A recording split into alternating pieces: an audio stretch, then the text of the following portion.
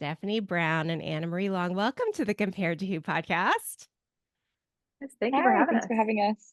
Hey, well, I'm excited to talk to you both today because you are going to help us unpack this question that comes up a lot, which is, but what about my BMI? And for if you're listening, you're like, what's a BMI? I don't know if many people have that question, but BMI stands for body mass index. And it has become a metric over the last few decades of physicians telling someone whether or not they're healthy based on this number. And so today we're going to dig into it. So if you've had this happen to you, and I know a lot of you have, if you've walked in your doctor's office and you feel like, you know what, I feel pretty good. Like I'm probably doing okay. And then the doctor pulls out this chart and shows you where you are with your BMI and tells you, maybe labels you with a word like obese or overweight and tells you that you need to go on a diet to fix that. We're going to talk about that scenario today. So I'm glad you're here for it. But to get us started, I would just love to hear about your stories. Anna Marie, you work as a dietitian. Stephanie, you do all kinds of fitness things. So, Anna Marie, why don't you just start? Tell us what you do and maybe what your journey was to getting there, because there's always a story behind it, right? Oh, yeah. Yeah. So I am a registered dietitian and certified eating disorder specialist in the Austin area. I've been doing this for a little over 7 years now.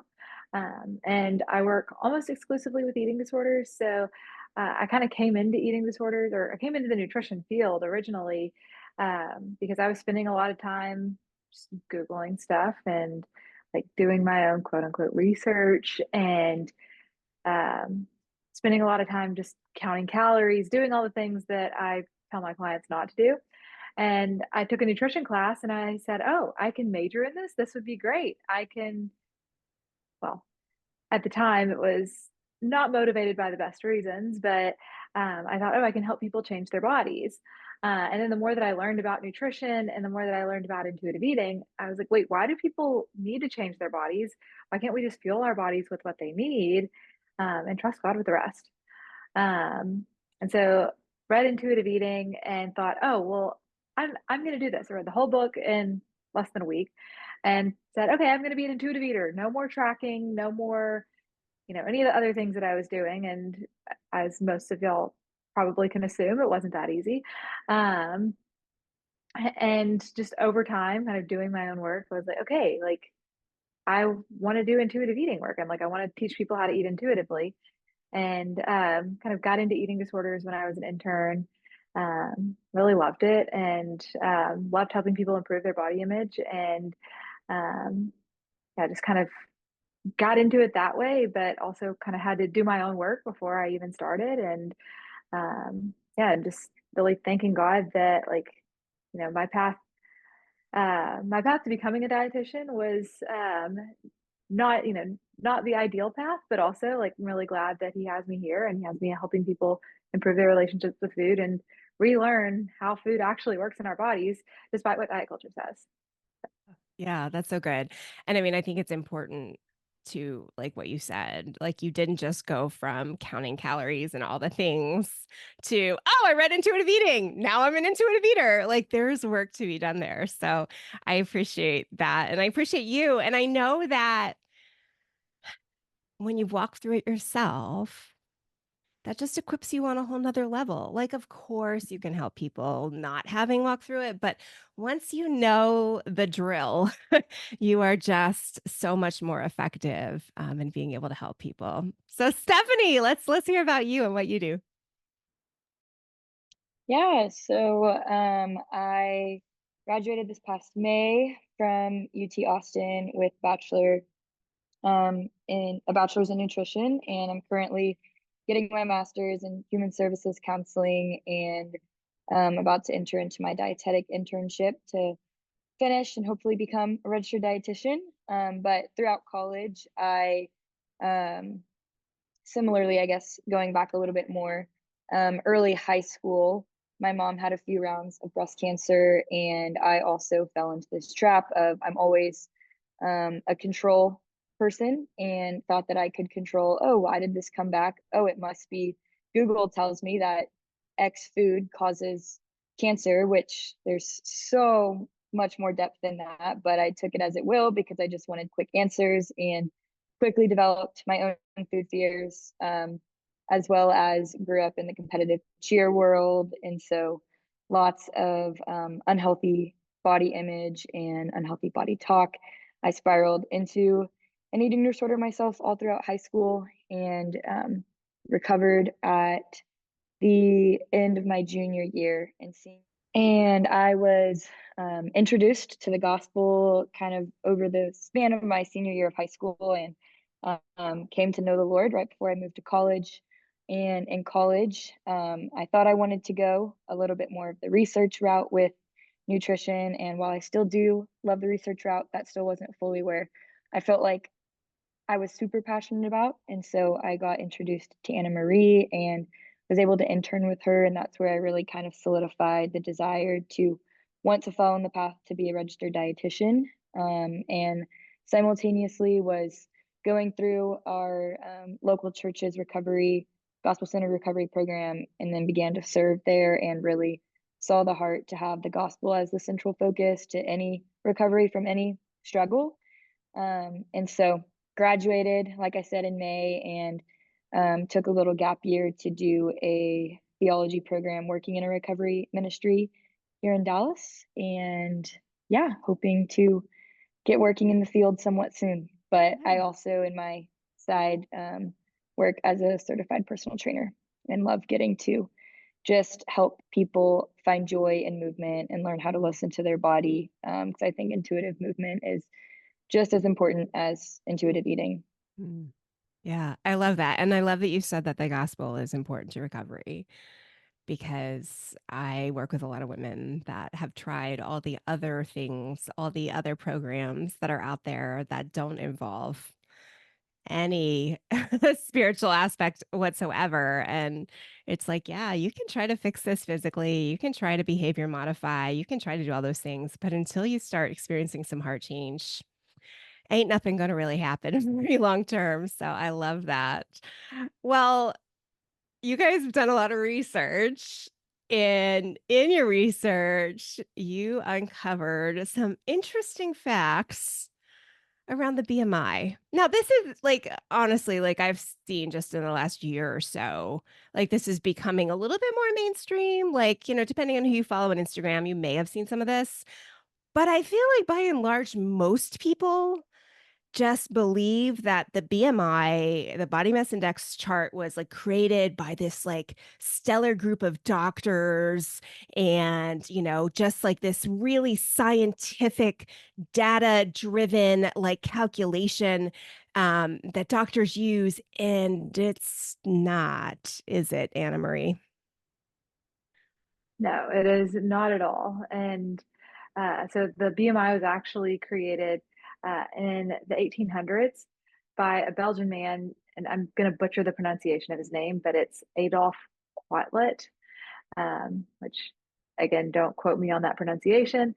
But he was an academic person, and he was a mathematician, an astronomer, a sociologist, but he wasn't a doctor. And the reason that he created the BMI was he was a researcher.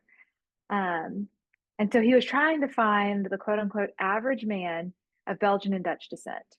And so he was observing trends in populations, not individuals.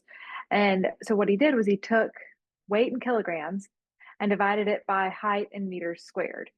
And at first, when you hear that, it's like, wait, we don't measure height in square meters. That doesn't make any sense. But if you just took weight divided by height, that wouldn't create the perfect bell curve that he was looking for his research. So he went ahead and squared the height so that it would create that bell curve and that we could see an average. And so, an average gives you like, there are a lot of people that are right at average. There are some that are above, some that are below. But the point was research. It had nothing to do with health status. It had nothing to do with eating trends, eating habits, genetics, nothing. He was just trying to see what is the average Belgian man. And in doing that, he didn't even take women into account. He didn't take any other race or ethnicity into account. But we've taken this metric and we've applied it to all Americans. Right. So it really just doesn't make a whole lot of sense. Right. Well, and let me just repeat it in case someone didn't hear clearly. You said the 1800s in Yes. Belgium, right? So definitely we're only talking about like white people from Yes. from that like European descent, right? But then even then, like, I don't know, I've toured historic Williamsburg. I don't know if you all have been there, but in historic Williamsburg and Jamestown Colony, you can go into the places that the people who first came over to America went. And guess what? Like the beds are shorter and the door stoops are shorter, right? Because they were smaller people, right? They were fed differently than we're fed, you know. I mean, just there's so many different things that have happened genetically to the way people are since the 1800s. I mean, it's crazy, isn't it? So It's Stephanie, absurd. it is. Stephanie, so like so then what was the process? Like who decided that we should use this to decide whether or not we're good, right? Because that's what the physicians are using it for, unfortunately, nowadays. What happened? Yeah, I think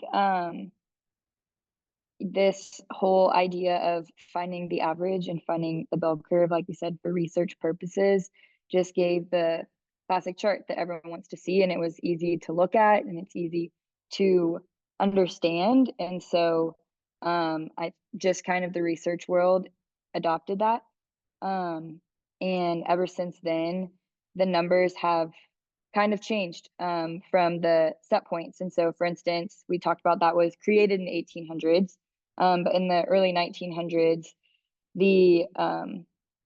or yeah, I think it was the early 1900s, there was a point where, late 1900s, sorry, where the original BMI cutoff point for quote unquote overweight or quote unquote obese was then moved up almost 2 whole BMI points or whatever you want to call it overnight, just because of policy changes. And so that literally created a whole thousands of people that were considered now overweight, quote unquote, from where they used to be normal, or same thing, oh, quote unquote, obese, just because of the decision of a few people in the health and honestly the weight loss industry world. And so I think that just goes to show how like kind of flippant these numbers are, and like we could wake up tomorrow morning and people could decide again through policy to change those numbers, and that would like change everything that we're told about our bodies rather than actually knowing what the word says about our bodies and being able to be intuitive with where our body wants to be. And yeah, I think it's more of just a label that we slap on ourselves and that insurance wants to use for reimbursement purposes than it has anything to do with our actual internal health. Yeah. Yeah, but you hit the nail on the head there, insurance. And I know that the insurance industry played a major role in, you know, kind of making BMI a thing here in the United States. And of course, like to some degree, I understand that perhaps you do need some sort of measure or metrics, right? But what's the problem, Anne Marie, with just using this formula, these numbers? I mean, like Stephanie said, right? If you had a BMI of 20, I think it was like 1996 for some reason that date is in my head, but it was in the Yeah, 90s. 1995. Yeah. 95. Okay. So I was a college student in 1995 and I'm only vaguely aware, like I don't think we were as aware of BMI stuff then. Like I don't think that was something commonly we talked about, right?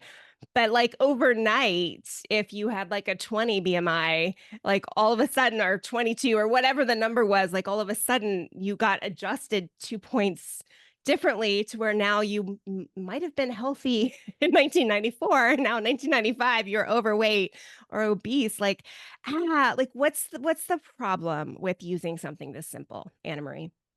Yeah. So it really only takes into account height and weight. Like it doesn't take any other factors into consideration. So like it doesn't take in, you know, what's somebody's stress level? Like, what do their labs look like? What does their activity level look like? What is their home life like? What is their built environment? And like, what is their socioeconomic status? Like, it takes really nothing except height and weight into account. And I was actually talking to a friend about this, and she said, "Well, I thought BMI was what defines someone as being healthy or not healthy." No, like you can't just take these two factors and say, okay, this person is healthy or this person is not healthy. We can also see in research that if you look at just height and weight to classify someone as quote unquote healthy or unhealthy, and then you look at other factors like their labs, triglycerides, cholesterol, etc., to classify them as healthy or unhealthy, then there's actually a mismatch there. And we talked about this in the book, how there's a lot of people that are based on labs and metabolic markers would actually be considered very healthy, but then by BMI, they're classified as unhealthy, which just kind of goes to show you how ridiculous this is of, it takes two data points into consideration and nothing else. Yeah. Yeah. Well, and then Stephanie working in gyms, like I did. I mean, I heard this all the time, right? Like I need to do something because my BMI is bad. And you're looking at the person, you're like, you're like solid muscle, right? Or even women with larger chests, right? Like I have a friend and she's just very well endowed and she's just, there's not a lot of extra there in other places, but she's very well endowed. And so BMI wise, she's in the overweight category. I mean, what kind of things have you seen with this, Stephanie? Yeah, for sure. In the gyms, the specific gym that I work at, they have something called an in-body scanner, and they always have different challenges going on to challenge people to drop numbers. And what I often see is people coming in and stepping on the in-body scanner and seeing that their weight went up and freaking out. And I'm like, well, that's because muscle mass like makes you like heavier, and that's not bad. Like weight is not the epitome of bad. And just like getting to talk people through that and explain, I think a lot of times is super helpful because people just don't know. You hear things and then you just adopt it for yourself without actually doing the research. And then, I mean, very similar to what we were talking about in doctor's offices as well. That was kind of the first time that I had a wrong belief about my body when I was early middle school. I walked in and they told me I was in the 90th percentile. And of course, I'm like, what does that mean? And what that tells us is that, oh, there's something wrong with me. And that was what I believed for years and years and years. And I think that's what so many people's story is they think that there's something wrong with them because they're outside of the quote unquote average, when the average doesn't actually take into consideration, like Anna Marie said, muscle mass or frame size or any sort of body composition, body distribution. And then the last, well, not last, but another final area that I for sure see it in is I currently work in like the scheduling and billing world of dietetics behind the scenes. And I'm seeing benefit checks all the time from insurances. And just like Anna Marie talked about with labs, like someone might have hyperlipidemia or diabetes and they won't get covered for counseling sessions sometimes because they don't have the BMI cutoff. And then other people who do have just a certain BMI without any other correlating factors end up getting covered, which that's great, but it just goes to show how much our insurance and medical system also feeds into that idea of health is only defined by weight and what you look like, not anything else internal going on. Yeah. Yeah, that's amazing that people, just because they're in a lower BMI, are not getting the diabetes counseling they need. Like that should be startling, right? Because it's like you have the disease diagnosed and you still, oh man, we got some messed up stuff in our policy around this for sure. But I think you hit the nail on the head too, Stephanie. It's like weight equals health. I mean, so many of us were taught that.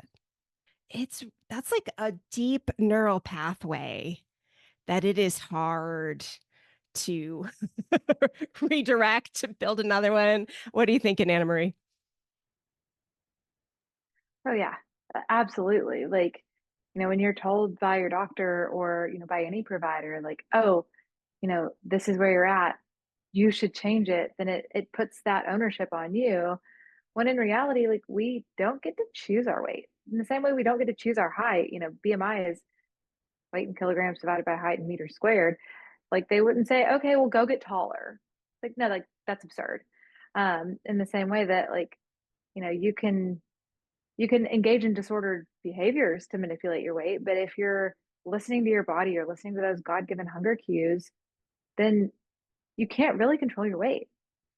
Which I think a lot of people, might disagree with, of like, oh, well, what if you do, all of these things? It's like, okay, but what's the heart behind that? Like, you know, what's the motivation? Yeah. Yeah, because I know someone listening is saying, "What do you mean you can't choose your weight?"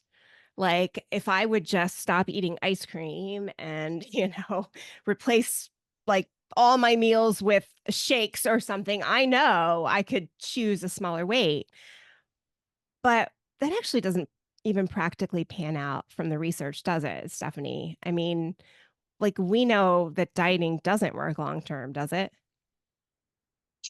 Yeah, no, what you often find, even in research that looks at BMIs, is oftentimes the people that do um, manipulate their weight from different fad diets actually end up later higher on the BMI chart because your body's natural God-given signals is your body registers that weight loss as a starvation period and then wants to hold on to all the nutrients, and it actually slows your basal metabolic rate out of protection for you. And so that kind of goes into a little bit of set point theory and how we all were um, given a point at which our body thrives. And I mean, I know even for me, whenever I heard that lie of, oh man, like something's wrong with me, and I tried to put myself on a different percentage, that led into me losing my period and a whole other physical symptoms, which goes to show like there's so many signs that my body was giving me, like,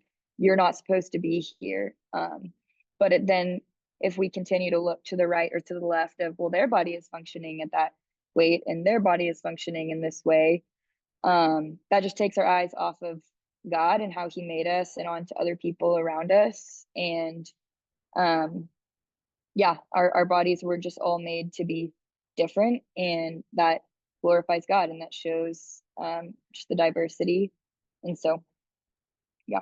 Yeah. I mean, I want to restate something you said. If your BMI is correct, and I'm using air quotes for those of you just listening, you got the right BMI, but you have hypothalamic amenorrhea, which is the loss of period, right? You are not healthy. Right. And I Mhm. feel like that's still such a disconnect for so many people, right? Because like there's a very popular diet plan out there, and it doesn't take but a couple Google searches to recognize that like a majority of people that follow this plan will lose their hair and will lose their period and will have other like physical symptoms that are showing that their body's not in a good spot, but they might be getting thin and they, drop the weight. So now their BMI is correct. And it's, oh, y'all, I mean, we got work to do. I mean, even to convince women and men, but convince people in the church world, people who profess a love for Jesus, that health doesn't mean a certain weight and that they don't have to buy everything the world is selling around weight loss and health and fitness and all those things. So you guys are trying to do that through this book you wrote. Anna Marie, tell us a little bit about that. Yeah, so the idea for the book kind of came about when I took this theology class through mine and Stephanie's church in Austin back in 2021. And the end of the class was, okay, well, what are you going to do with all this theology information that you've gained? And I said, well, I mean, kind of the biggest takeaway from the class is the gospel applies to every aspect of your life. And up until then, I'd been kind of compartmentalizing, like, okay, this is work and this is my relationship with Jesus. Like, they're two completely separate things. But then when you kind of flip that around and look at the world through the lens of scripture and not the other way around, it's like, oh, like the gospel does apply to the work that I'm doing. The gospel does apply to body image. The gospel does apply to our relationship with food. It does apply to eating disorder recovery. And so once like those gears kind of clicked, I said, okay, I'm going to write this book. And so in 2021, I wrote one chapter. And then in 2022, I started my practice, and the book kind of just got pushed to the back burner and not worked on for another couple of years. And then Stephanie interned with me, and we led some book clubs. And one of the book clubs that we led, we disagreed with the author's stance on both gluttony and fasting. So we wrote position papers on that, and we just posted them on my website for people in the book club to read, just like with a hidden link. As long as they have the link, they can go read it. And then I said, wait, Stephanie is a really good writer. Like, we could get together, we could make this, like, we could write this book together, because I'm clearly not going to do it because it's been 3 years and I'm just sitting with a Google Doc that has nothing on it. And so I just, needed the motivation of someone who, like, was on the same page as me of like, hey, the gospel applies to this, and also had college student energy that I no longer have. And since having a baby, my energy has gone down even more. But yeah, so we got together and we kind of divvied up the chapters, and that's kind of how the book came to be. But we took all these hot topics and things that clients were bringing to me in session, and things that, like, we think that either the church doesn't talk enough about or addresses incorrectly. We decided, like, let's write a book and try and see, like, how can we speak gospel truth into areas that are so hard for so many women and men. Yeah, that's good. That's good. Okay, so Stephanie, as we wrap up today, what part was your favorite or most surprising, or what did you like best that's in the book? Yeah. Great question. I think it's ironic that we're doing BMI today, because I did genuinely love getting to learn more about BMI, and I think also just getting to provide evidence-based research around BMI, as also around intuitive eating and just general food principles in a book that also discusses spirituality, because I think it's a lot of times that, like, science research and, like, spiritual matters are just separate, and they don't have to be, and I don't think they should be. And so that was really cool. I think honestly, what was the coolest for me to personally study was the fasting chapter, and just getting to talk about feasting, fasting, and gluttony, and how those truly are, like, such deeply rooted biblical principles, yet so skewed in society. And so those were probably my, like, favorites, and what I thought was most unique as we went about it, and kind of like where we started both, and everything else was built from there. Awesome. But honestly, like, the whole process just stirred my affections more for God, because we too were, like, sitting in the Word and studying and reading commentaries and asking people for reviews and getting other opinions, and just taking into consideration, like Anna Marie said, questions that were brought to her in sessions, questions that I've heard from friends or that I used to have myself. And so Yeah. just a really cool process. Yeah, good stuff. Yeah. And I mean, I guess if you're like, oh, like gluttony, like there's something more to gluttony. Like I did 2 full episodes where I walked through every Bible verse that mentions glutton or gluttony. We went real in depth. So if you're listening today and you're wondering about that, you can read their book. And you can also listen to those episodes. And I've done a zillion episodes on fasting. My favorite is the one I did with Amy Carlson, who is a fantastic non-diet dietitian in Houston. So you guys can check those out. I'll put the links in the show notes. Well, Stephanie and Anna Marie, thank you so much for being on the podcast today. Yes, thank you for having us. It's been so Yeah. great. And tell everyone where they can get your book, Nourished by Faith. Yes. So you can buy it on Amazon. You just type in Nourished by Faith. or you can also buy it on literarycanvas.com. And either way, we also have the audiobook on Spotify. Awesome. That's great.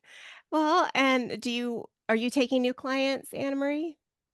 I am. So I just came back from maternity leave 3 weeks ago. So I do have current openings right now. Okay. And you have a website? I do. It's annamarieRD.com. Great. Okay. Well, thank you guys so much for being on the podcast today. And thank you for watching or listening. I hope something today has helped you stop comparing and start living. Bye bye.